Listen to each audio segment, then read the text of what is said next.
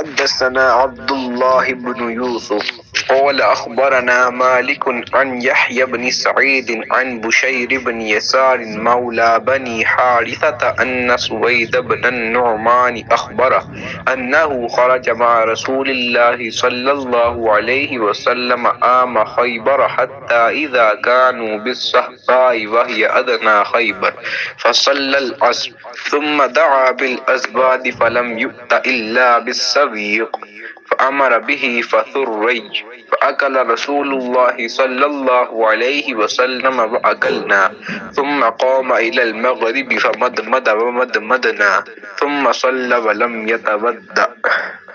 صدق و صفا تیری سپر تیغ و تبر صبر و یقین یا رحمت للعالمین. پھر گدڑیوں کو لال دے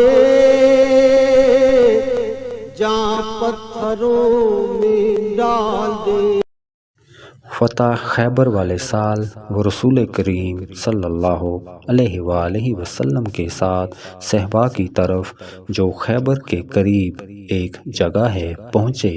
آپ صلی اللہ علیہ وآلہ وسلم نے عصر کی نماز پڑھی. پھر ناشتہ منگوایا گیا تو سوائے ستو کے اور کچھ نہیں لایا گیا. پھر آپ صلی اللہ علیہ وآلہ وسلم نے حکم دیا تو وہ بھگو دیے گئے.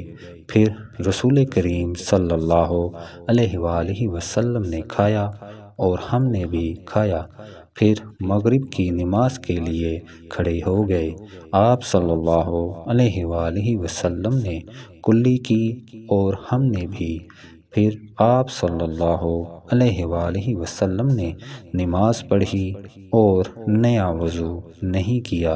صحیح بخاری حدیث نمبر 209. اس امت گمراہ کا تیرے سوا کوئی نہیں.